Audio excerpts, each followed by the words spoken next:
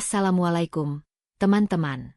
Cerita kali ini akan bikin hati kamu hangat sekaligus terinspirasi. Tentang seorang montir jalanan bernama Rian, yang hidupnya berubah hanya karena satu kebaikan kecil. Sebelum lanjut, tulis di komentar, kamu dari kota mana? Dan jangan lupa doakan yang like dan subscribe channel ini. Semoga rezekinya dilancarkan dan selalu sehat. Amin. Mentari baru saja menyembul di balik pepohonan kota Bandung. Di sebuah gang kecil yang hampir luput dari perhatian, terdapat bengkel sederhana dengan papan nama kayu kusam bertuliskan, Bengkel Roda Jaya. Di dalamnya, seorang pemuda dengan seragam kotor oleh oli sedang membungkuk membetulkan mesin motor tua. Namanya Rian. Usianya baru 27 tahun, tapi pundaknya sudah memikul banyak beban. Sejak ayahnya wafat, Rian menjadi tulang punggung keluarga. Ibunya yang sakit-sakitan hanya bisa menemaninya dari rumah, berdoa dalam sepi agar anak semata wayangnya itu diberi kemudahan hidup. Rian bukan pria yang pandai bicara, tapi senyumnya tulus. Tangannya cekatan. Dan setiap kendaraan yang keluar dari bengkelnya selalu membawa kepuasan. Pelanggan datang silih berganti. Tapi hari itu berbeda. Rian lebih lelah dari biasanya. Ia menutup bengkel lebih awal, mengunci pintu dan berjalan kaki pulang. Langkahnya perlahan, menyusuri jalan setapak yang mulai diterpa bayangan senja. Hembusan angin sore menyapu rambutnya, dan matanya menatap kosong ke jalan yang lengang. Tiba-tiba, dari kejauhan, ia melihat sebuah mobil mewah terparkir miring di pinggir jalan. Asap putih tipis mengepul dari kap mesinnya. Di samping mobil itu berdiri seorang wanita muda. Rambut coklat panjangnya berantakan ditiup angin. Pakaiannya rapi, wajahnya panik. Wanita asing. Bukan orang Bandung, pikir Rian. Tanpa pikir panjang, Rian mendekat. Permisi, mobilnya mogok ya? Tanyanya dengan suara tenang. Wanita itu menoleh cepat. Matanya biru kehijauan, sorotnya bingung tapi penuh harap. Iya, mobil saya tiba-tiba mati. Saya tidak tahu harus bagaimana. Rian mengangguk. Ia menyingsingkan lengan bajunya, lalu membuka kap mesin. Asap menyembur ringan. Rian batuk kecil, tapi tetap fokus. Tangan-tangannya mulai bekerja, membuka kabel, mengecek kelistrikan. Wajahnya serius, berkonsentrasi penuh. Wanita itu diam memperhatikan. Ada kekaguman yang tumbuh pelan-pelan di matanya. Ia tak menyangka, di kota asing ini, ia akan bertemu pria lokal yang begitu cekatan dan begitu tenang. Sepertinya gangguan di sistem kelistrikan. Saya bisa perbaiki, tapi butuh waktu beberapa menit, kata Rian tanpa mengalihkan pandangan dari mesin. Wanita itu mengangguk lega. Terima kasih. Saya benar-benar tidak tahu harus apa tanpa bantuan Anda. Rian hanya tersenyum kecil. Mobil itu kembali menyala 10 menit kemudian. Mesin berdengung halus seperti semula. Wanita itu terkejut. Wow, Anda luar biasa. Bukan apa-apa. Hanya masalah kecil kok, jawab Rian santai sambil menutup kap mesin. Ia mengusap tangannya dengan lem lusuh. Lalu berbalik hendak pergi, namun wanita itu menahan. Tunggu, boleh saya tahu nama Anda? Rian menunjuk seragam kerjanya. Di situ tertera bordiran kecil, Rian. Wanita itu tersenyum. Terima kasih, Rian. Saya Elena. Ia mengeluarkan dompet. Biar saya bayar jasa Anda. Tapi Rian langsung mengangkat tangan. Tidak perlu. Saya hanya ingin membantu. Elena terdiam. Tatapannya tak lepas dari wajah pemuda itu. Dalam hatinya, ia tahu, pertemuan ini bukan kebetulan, tapi takdir. Hari itu matahari menyengat lebih tajam dari biasanya. Rian sedang berada di bawah kolong mobil tua. Tangannya penuh oli, peluh membasahi pelipisnya. Bengkel Roda Jaya kembali sibuk seperti biasa. Meski tempat itu sederhana, tapi kepercayaan warga sekitar membuatnya tak pernah sepi pelanggan. Tiba-tiba, ponsel Rian yang terselip di atas meja kerja bergetar. Dengan tangan kotor, ia menyeka sedikit keringat lalu menjawab. Halo, ini Rian. Bengkel Roda Jaya. Ada yang bisa saya bantu? Sebuah suara laki-laki, berat tapi ramah, terdengar dari seberang. Selamat siang Mas Rian. Saya ingin mobil saya diperiksa. Bisa datang ke Hotel Golden Hills sore ini. Rian mengernyit. Hotel Golden Hills bukan tempat sembarangan. Itu hotel bintang 5 di jantung kota Bandung, tempat berkumpulnya para pebisnis, selebriti, dan orang-orang penting. Maaf Pak, biasanya kami tidak. Maksud saya cuma montir kecil. Tapi kami hanya ingin Rian yang tangani. Potong suara di seberang. Mantap. Ada jeda sejenak. Rian bingung. Tapi ada rasa penasaran yang menyelinap di dadanya. Ia akhirnya mengangguk. Baik, saya akan ke sana sore ini. Jam 5 sore, Rian tiba di pelataran hotel. Ia merasa canggung sejak memasuki lobi. Lampu kristal berkilauan, lantai marmer berkilat, dan staf hotel berpakaian rapi menyambut setiap tamu dengan senyum formal. Ini bukan dunia Rian. Ia dibawa ke area parkir khusus tamu VIP. Di sana, sebuah mobil mewah berwarna hitam terparkir elegan. Pintu mobil terbuka perlahan. Dan dari dalamnya, langkah anggun seorang wanita muncul. Rian terkejut. Elena. Wanita itu tersenyum. Hari ini ia mengenakan gaun sederhana berwarna gading. Rambutnya digerai, angin sore mengibaskan ujung helainya. Senang bisa bertemu lagi, Rian, ucapnya lembut. Rian masih berdiri bingung. Jadi, ini mobil yang rusak. Elena menggeleng pelan. Bukan, Rian. Bukan mobilnya yang ingin aku perbaiki. Ia menatap Rian dalam-dalam, lalu menarik napas panjang. Aku pemilik salah satu perusahaan otomotif multinasional. Saat ini kami sedang mengembangkan divisi riset baru untuk kendaraan berteknologi tinggi. Dan, aku ingin kamu bergabung. Rian terpaku.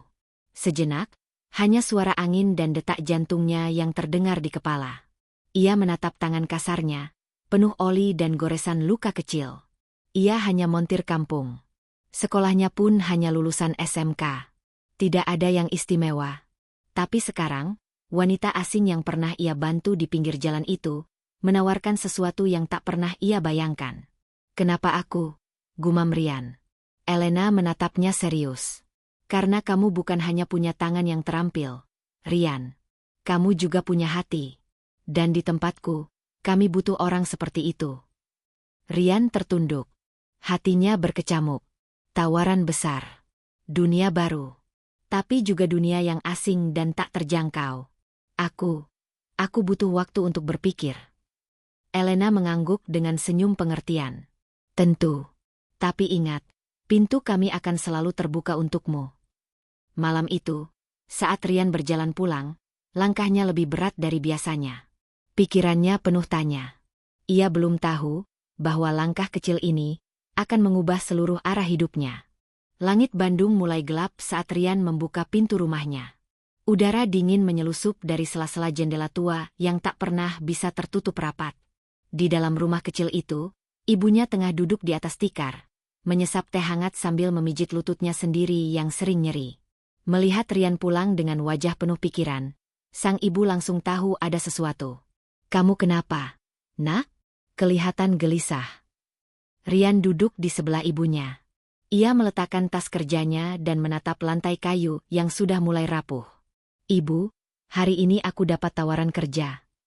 Sang ibu tersenyum kecil. Alhamdulillah, kerja di mana? Jakarta. Di perusahaan otomotif. Yang nawarin orang luar negeri. Namanya Elena. Aku pernah bantu dia waktu mobilnya mogok. Sang ibu terdiam. Tak langsung merespons. Ia tahu, tawaran sebesar itu bukan hal sepele. Kamu mau terima? Tanyanya pelan. Rian menghela napas. Aku gak tahu, Bu. Aku cuma montir bengkel kecil. Sekolahku biasa. Aku gak ngerti dunia mereka. Takut gak bisa ngikutin. Sang ibu memegang tangan Rian, yang kasar dan penuh bekas luka dari kerja keras bertahun-tahun. Rian, ayahmu dulu juga cuma tukang kayu. Tapi dia kerja dengan jujur, dan orang hormat sama dia. Ilmu bisa dipelajari, tapi niat dan hati yang baik itu mahal. Rian menunduk. Matanya berkaca-kaca. Kami gak pernah mimpi kamu harus jadi orang besar, Nak. Tapi kalau kesempatan itu bisa bikin kamu belajar lebih banyak, bantu lebih banyak orang. Ibu akan selalu dukung. Malam itu, mereka berdua berdoa. Rian memandang langit-langit kamar yang mulai berjamur. Suara kendaraan dari kejauhan terdengar samar. Tapi di dalam hatinya, ada suara lain yang lebih kuat, suara keyakinan. Keesokan harinya, Rian mengangkat telepon. "Halo, Elena. Aku terima tawarannya." Di seberang, suara senang Elena menyambut. "Selamat datang, Rian. Dunia kami sedang menunggu orang sepertimu." Beberapa hari kemudian, Rian berangkat ke Jakarta. Ia hanya membawa koper kecil, beberapa baju kerja, dan buku catatan yang sudah usang.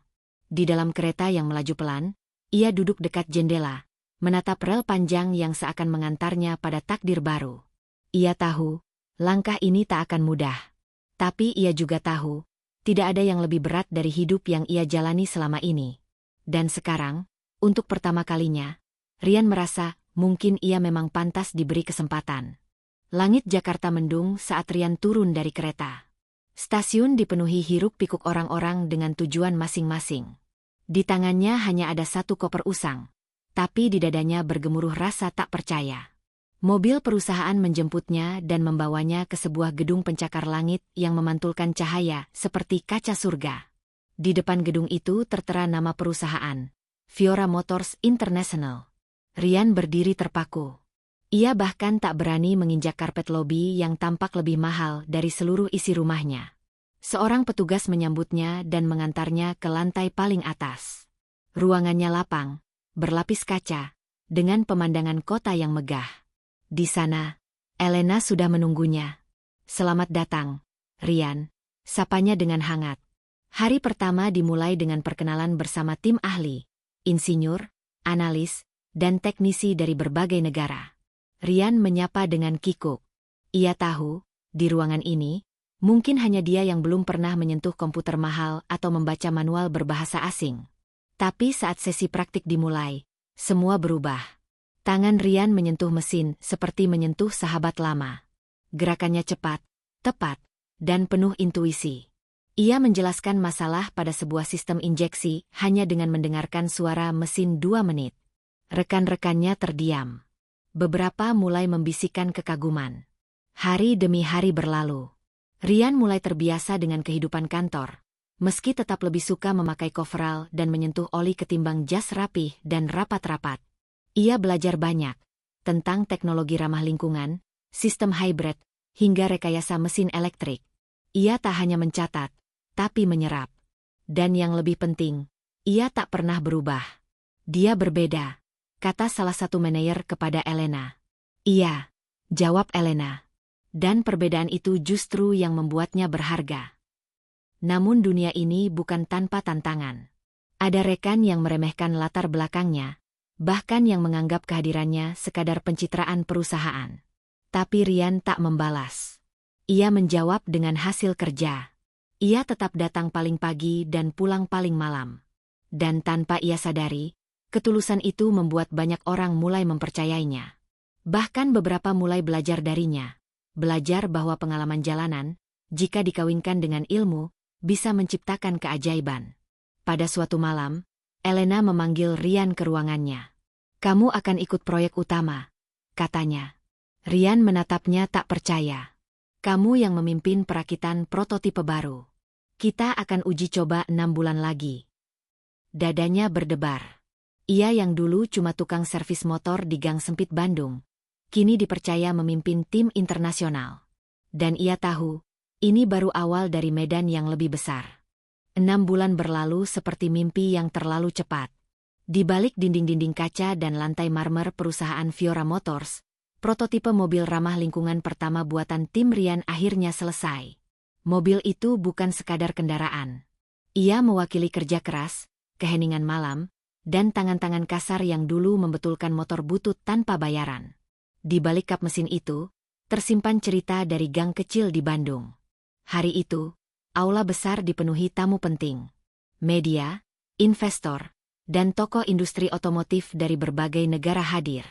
Panggung utama disusun rapi, lampu-lampu menyinari bagian tengah di mana mobil prototipe ditutupi kain abu-abu elegan. Elena berdiri di podium. Sore ini, katanya dengan suara lantang, saya ingin memperkenalkan seseorang yang mungkin dulunya tidak pernah terpikir akan berdiri di tempat seperti ini. Tapi kerja keras, kejujuran, dan ketulusan hatinya membawa perubahan nyata. Ia menoleh ke arah barisan kursi. Rian, silakan naik ke panggung. Ruangan sunyi. Semua mata menoleh. Dan Rian, dengan jantung berdegup dan langkah berat, berjalan pelan menuju panggung. Kilatan kamera menyala. Tepuk tangan membahana. Rian berdiri di belakang mikrofon, memandang wajah-wajah asing yang kini menatapnya bukan sebagai montir kampung, tapi sebagai pemimpin inovasi. Saya, bukan siapa-siapa, katanya dengan suara berat tapi mantap. Saya hanyalah seorang montir dari gang sempit di Bandung. Tapi hari ini saya belajar, ketika kita bekerja dengan hati, kesempatan akan datang dengan caranya sendiri. Ia menunduk hormat. Tepuk tangan kembali bergema, lebih keras, lebih panjang. Di sisi panggung, Elena menatap Rian dengan bangga. Bukan karena proyek itu sukses, tapi karena seseorang yang pernah membantu tanpa pamrih, kini membuktikan bahwa dunia memang memberi ruang pada mereka yang tidak menyerah. Setelah acara selesai, banyak orang menghampiri Rian. Menyalami, bertanya, memuji. Tapi di antara semua itu, hanya satu kalimat dari Elena yang paling membekas. Kau bukan hanya berhasil, Rian. Kau telah jadi bukti hidup, bahwa satu kebaikan kecil bisa mengubah jalan hidup seseorang sepenuhnya. Rian tersenyum. Malam itu, langit Jakarta penuh cahaya. Tapi dalam hatinya, ada satu cahaya yang jauh lebih terang, syukur. Namun ia tahu, ia belum selesai. Di dadanya, ada panggilan yang makin kuat, untuk kembali, ke tempat semuanya dimulai. Suasana Bandung tak banyak berubah saat Rian kembali. Udara pagi masih terasa lembab, jalanan sempit itu masih penuh lubang, dan suara knalpot bocor masih terdengar dari kejauhan. Tapi ada yang berbeda. Kali ini, Rian datang bukan sebagai montir bengkel kecil. Ia kembali sebagai seseorang yang telah berdiri di panggung besar, mengenakan jas, memimpin proyek, dan membawa ilmu serta pengalaman dari dunia yang dulu terasa mustahil dijangkau. Ia berdiri di depan rumah ibunya. Rumah tua itu kini terlihat lebih bersih, dengan cat baru di dinding dan jendela yang sudah diganti. Tapi di dalamnya, suasana tetap hangat seperti dulu. Sang ibu menyambut dengan pelukan. Sudah waktunya kamu kembali, ya, nak? Bisiknya lembut. Rian tersenyum. Aku pulang bukan untuk mundur, Bu. Tapi untuk membagi apa yang pernah Allah titipkan padaku. Beberapa hari kemudian, di lahan kecil tak jauh dari rumah, Rian memulai pembangunan bengkel barunya.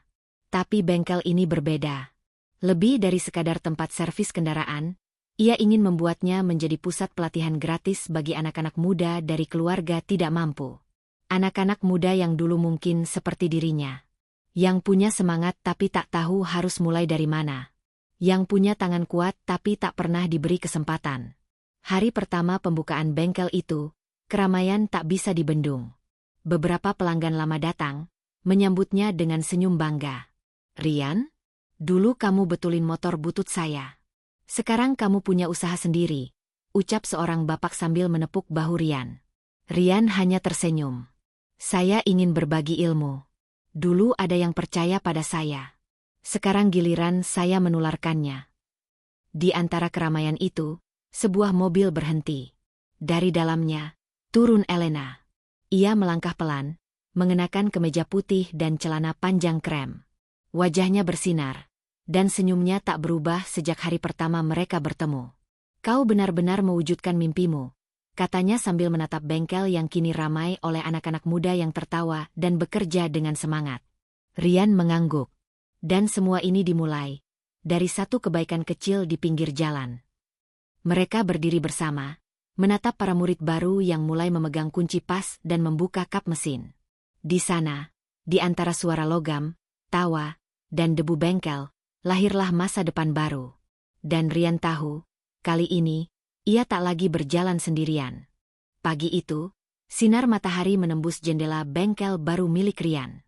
Di dalamnya, suara obeng, kunci pas, dan gelak tawa anak-anak muda menyatu dalam irama kerja yang penuh semangat. Rian berdiri di tengah-tengah mereka, mengenakan baju kerjanya seperti dulu. Tangannya masih kasar, namun kini bukan hanya untuk memperbaiki mesin, tapi untuk membentuk karakter. Ia bukan sekadar guru otomotif, tapi mentor kehidupan. Satu persatu anak-anak itu mendatanginya, membawa pertanyaan, harapan, dan cita-cita yang dulu terasa asing di tempat seperti ini. Bang Rian, kalau saya gagal buka bengkel sendiri nanti, apa saya boleh kerja di sini terus? Rian tersenyum sambil menepuk bahu si anak. Kalau kamu gagal, kita belajar lagi bareng. Kita gagal bareng. Tapi kita juga bangkit bareng. Di sudut ruangan, Elena duduk sambil memperhatikan suasana. Ia membawa tim dokumentasi kecil dari perusahaannya. Kali ini, bukan untuk mempromosikan teknologi, tapi untuk memperlihatkan bahwa perubahan tidak selalu datang dari ruang rapat, melainkan dari jalanan yang pernah dilupakan. Elena mendekat, menyerahkan sebuah map tebal kepada Rian. Apa ini? Tanya Rian. Proposal kemitraan. Kami ingin menjadikan bengkel ini sebagai tempat pelatihan resmi Fiora Motors untuk wilayah Jawa Barat. Termasuk beasiswa penuh untuk murid terbaik setiap tahun. Rian menatapnya, nyaris tak percaya. Kamu yakin? Elena mengangguk. Aku yakin karena aku melihat sendiri siapa kamu, Rian. Dan aku tahu betul, tangan yang kau pakai untuk menolongku waktu itu, sekarang bisa menolong banyak orang lain. Hari itu, diumumkan secara resmi, Bengkel Roda Bangkit menjadi pusat pelatihan otomotif bersertifikat pertama yang dikelola langsung oleh mantan montir jalanan, bukan akademisi atau insinyur lulusan luar negeri. Berita itu tersebar cepat. Media lokal, influencer pendidikan, bahkan dinas ketenagakerjaan datang meliput. Namun di tengah semua perhatian itu, Rian tetap sama. Masih menyapu lantai bengkel sendiri. Masih ikut membantu membuka baut mesin ketika muridnya kesulitan. Masih duduk lesehan saat makan siang dengan nasi bungkus sederhana. Dan saat seorang anak muda mendatanginya dengan air mata karena gagal memperbaiki sistem rem, Rian tidak memarahi. Ia duduk di sebelahnya, lalu berkata dengan tenang. Gagal hari ini, bukan akhir. Kadang tanganmu butuh lebih banyak luka sebelum jadi ahli. Kata-kata itu menancap. Bukan hanya untuk anak itu, tapi untuk semua yang ada di sana, termasuk Elena. Di tempat kecil itu, dari tangan-tangan kasar dan masa lalu yang sederhana, lahirlah karya besar. Bukan hanya kendaraan, tapi manusia-manusia baru yang siap menghadapi dunia. Malam mulai turun perlahan di kota Bandung. Lampu-lampu jalan menyala satu persatu, menerangi jalanan sempit di dekat bengkel milik Rian. Tapi di dalam bengkel itu, suasana masih hidup. Mesin masih berdengung, tawa masih terdengar, dan semangat masih menyala di mata para murid. Hari itu adalah hari kelulusan angkatan pertama Bengkel Roda Bangkit. Sebuah acara sederhana digelar. Tidak ada panggung mewah, hanya terpal, kursi plastik, dan makanan hasil patungan. Tapi suasananya hangat, penuh rasa syukur. Satu persatu murid naik ke depan, menerima sertifikat dan helm baru. Beberapa dari mereka akan lanjut magang di perusahaan otomotif. Beberapa lagi membuka bengkel sendiri di kampungnya. Tapi semuanya membawa satu hal yang sama, semangat dan kepercayaan diri. Rian berdiri paling belakang, memandangi wajah-wajah muda itu. Ia tidak banyak bicara. Hanya tersenyum sambil menepuk pundak mereka satu persatu. Setelah acara selesai, Elena mendekat sambil membawa sebuah bingkisan kecil. Ini untukmu, katanya sambil menyerahkan kotak kayu berukir. Rian membukanya perlahan. Di dalamnya, ada plakat logam kecil bertuliskan. Untuk Rian. Karena kebaikan kecilmu di pinggir jalan, kami temukan arah baru dalam hidup. Rian menatapnya. Matanya berkaca-kaca. Tapi tak ada kata-kata yang keluar. Hanya anggukan pelan dan senyum penuh makna. Beberapa hari kemudian, suasana bengkel kembali seperti biasa. Tapi pagi itu, seorang anak remaja datang. Wajahnya lusuh, tubuhnya kurus, dan bajunya robek di beberapa bagian. Ia berdiri ragu di depan pintu. Permisi, saya dengar di sini bisa belajar jadi montir. Tapi saya gak punya uang. Rian keluar dari balik meja, menatap anak itu dengan tenang. Siapa bilang harus bayar? Anak itu kaget. Beneran, Bang? Rian tersenyum dan mengangguk. Yang penting, kamu mau belajar. Dan kamu janji, kalau suatu hari nanti kamu sukses, kamu juga harus bantu orang lain. Anak itu mengangguk cepat, matanya berbinar. Dan di sanalah, di hari itu, Rian menyadari satu hal. Ia mungkin tak akan pernah punya gedung tinggi atau rumah megah. Tapi ia punya sesuatu yang jauh lebih besar. Ia meninggalkan warisan. Warisan tentang harapan. Tentang tangan-tangan kecil yang bisa menjadi kuat jika diberi kesempatan. Tentang niat baik yang tak pernah sia-sia. Dan semua itu dimulai dari satu hari, di pinggir jalan, saat ia memilih untuk membantu tanpa pamrih. Dalam senyap malam, saat semua mesin dimatikan, dan murid-murid mulai pulang, Rian berdiri di depan bengkel, memandangi langit. Ia tersenyum. Karena ia tahu, selama ia hidup, ia tak hanya memperbaiki kendaraan. Ia memperbaiki arah hidup banyak orang. Itulah kisah nyata penuh inspirasi dari Rian. Semoga cerita ini mengingatkan kita bahwa satu kebaikan kecil bisa membawa perubahan besar. Doakan yang sudah like dan subscribe. Semoga hidupnya selalu diberkahi, keluarganya bahagia, dan rezekinya tak pernah putus. Sampai jumpa di cerita selanjutnya.